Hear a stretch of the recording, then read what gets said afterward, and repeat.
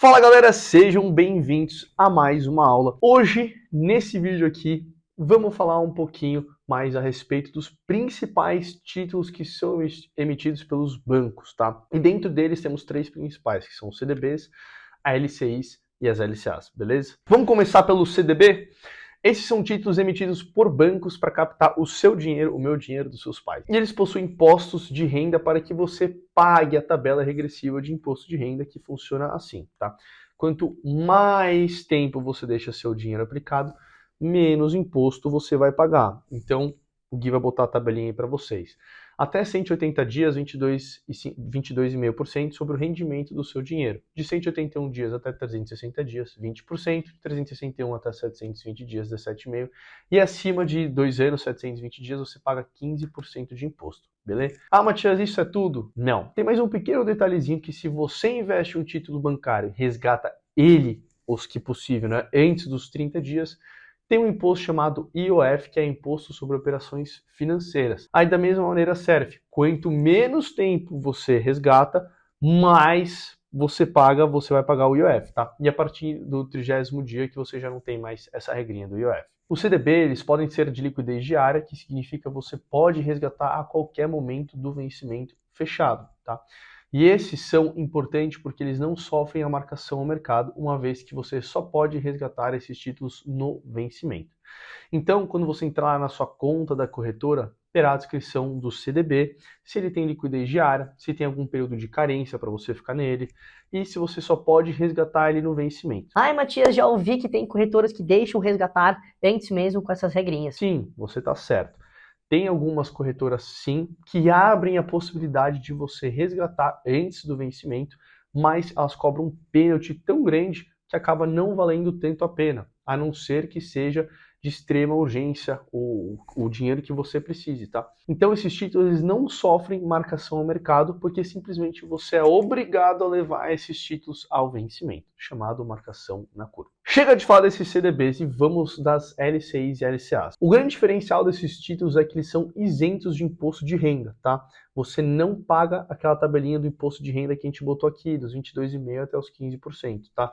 E eles são isentos porque o governo gosta do setor que eles financiam. Mas como assim, Matias? Tá vendo essa construção aqui que a gente está colocando na tela? Ela provavelmente, com muita certeza, só foi possível ser levantada através da captação de uma LCI.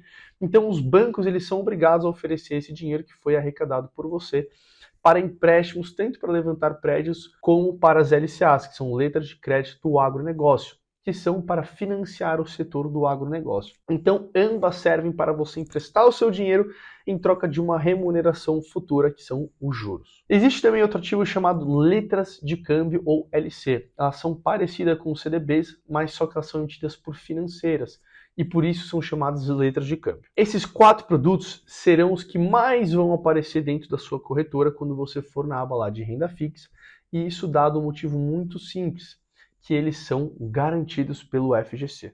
Mas o que é esse FGC, Matias? Podemos dizer que o grande benefício dos títulos do banco, dos títulos bancários, é que eles são garantidos por esse tal do FGC. E esse tal do Fundo Garantidor de Crédito serve para dar liquidez até R$250 mil por conta em uma corretora e até R$1 milhão caso o emissor que você tenha investido quebre. Nossa, Matias, mas como assim? Um banco pode quebrar? Bom, 2023 veio a prova de tudo, né? Vimos um dos maiores bancos suíços em 2023 ir à falência, o Credit Suisse. Vimos uma corrida bancária dos bancos digitais dos Estados Unidos e aqui no Brasil mais 2 ou 3 exemplos que chegaram a quebrar e as pessoas tiveram que pedir ao Fundo Garantidor de Crédito o dinheiro que elas tinham.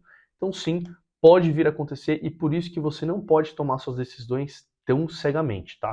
Precisa estar confortável para que você empreste o seu dinheiro mesmo tendo a garantia do Fundo Garantidor de Crédito por trás. Porque mesmo assim, o FGC ele não funciona como um seguro comum em que você tem o sinistro do seu carro e a seguradora vai lá, por exemplo, e ela é obrigada a te pagar o valor do seu carro. Não é assim. O FGC não é obrigado a te pagar.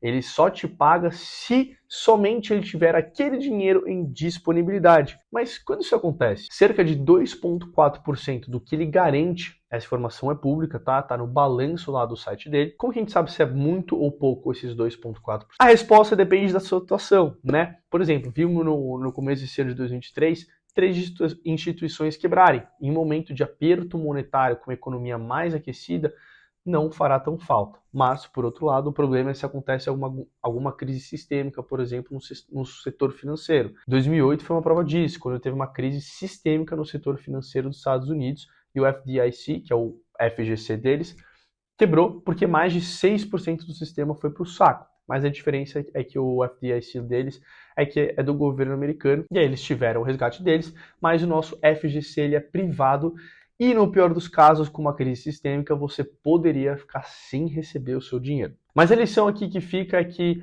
mesmo que tenha essa camada de proteção, não vai colocar seu dinheiro em um CDB de um banco do interior que você nunca ouviu falar, que paga uma taxa estratosférica em prol de um retorno um pouquinho maior. A dor de cabeça ela não vai valer a pena no final das contas. Então, a conta é simples. Quanto mais arriscado no sentido do risco de crédito o banco for, maior o retorno que ele vai te propor. Quanto menos arriscado, menor o retorno também. Claro que pode ter um meio termo ali, mas a ideia geral para você entender é essa. Um parâmetro para que você consiga visualizar o que é uma oferta de banco astronômica é quando, por exemplo, você vê um CDB rentabilizarem 140% do CDI em um ano, né, com prazo. Todo ano, praticamente, o Banco Central decreta a falência de algum pequeno banco. Na crise, teve uma situação em que o FGC demorou mais de 80 dias para pagar e dar liquidez de dinheiro, né, do liquidez vulgo do dinheiro investido para as pessoas. Então, é importante realmente que você não dependa só do FGC para investir em algum banco bom. Mas agora, como escolher investir em um CDB? Vamos colocar o Tesouro Selic como opção de exemplo aqui, tá? Esse título do Tesouro Selic ele é considerado mais seguro para se investir porque garante a liquidez, porque quem garante a liquidez dele é o próprio governo.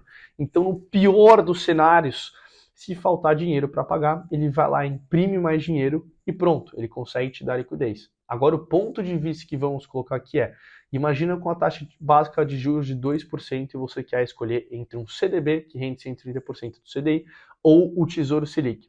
Se você estiver buscando uma rentabilidade um pouquinho maior e achar que um CDB de um banco médio seguro, vale a pena você buscar essa opção. E assim como um CDB, uma LC ou uma LCA também faria sentido pensando em tudo que vimos sobre o prazo de liquidez, dito o começo da aulinha, tá? E um necessariamente também não precisa eliminar o outro, você pode colocar ambos na carteira. Lembrando que no caso de um CDB que vai rentabilizar mais, normalmente eles te cobram um prazo de permanência maior. E antes de passar para o grande finale, a cereja do bolo, como ver se um banco está saudável ou não? Maravilha, galera! Em 1988, em uma cidade da Suíça chamada Basileia, reuniu os grandes players mundial do setor financeiro para que fosse criado normas e regras bancárias contra a corrupção, lavagem de dinheiro, né? E proteção principalmente para minimizar os riscos de crédito de todas as instituições financeiras ao redor do globo.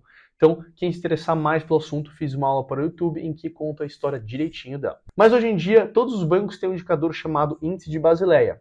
E esse Índice de Basileia, ele é basicamente um indicador que mede a saúde financeira dos bancos. Ele foi criado para garantir a estabilidade do sistema bancário e proteger nós, os investidores, de investirmos, darmos nosso dinheiro para eles. E esse índice ele estabelece uma relação entre o capital que um banco possui e o risco dos seus ativos.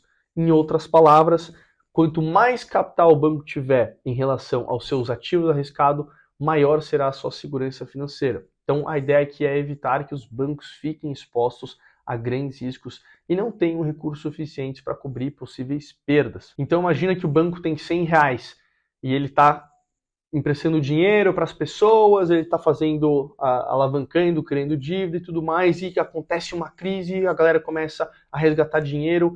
O banco ele precisa ter, no mínimo, hoje em dia, 11,5% desse índice de Basileia a imediato em dinheiro no caixa, caso ele precise da liquidez. Então, é basicamente isso. Com o índice de Basileia saudável, os bancos eles têm uma maior capacidade de lidar com adversidades e garantir essa estabilidade que eu falei do sistema comum como um todo. E mais uma vez, no Brasil, o Banco Central ele estabelece um valor mínimo para o índice de Basileia, que os bancos devem atender para operarem no nosso sistema financeiro, tá?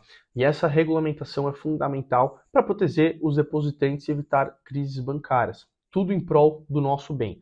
E para você ver esse índice, basta ir nesse site que eu coloquei, bancodata.com, e pesquisar a instituição que você pretende emprestar o seu dinheiro.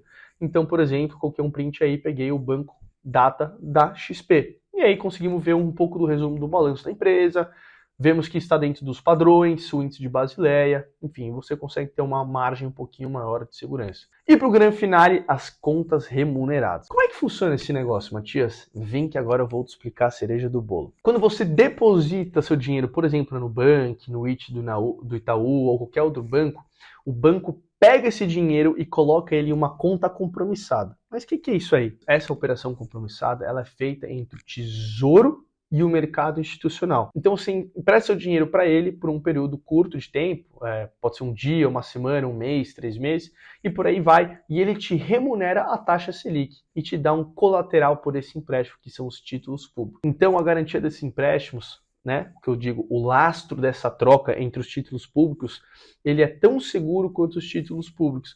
Nesse caso, então, o seu dinheiro ele fica separado do patrimônio do banco. Então, se, por exemplo, o banco vir a quebrar ou acontecer alguma coisa muito ruim, eles não podem acessar esse seu dinheiro que está compromissada com o seu CPF e essa compromissada é lastreada nos títulos do governo. Então, de todo caso, é super tranquilo. Espero que vocês tenham gostado da aula. Até uma próxima.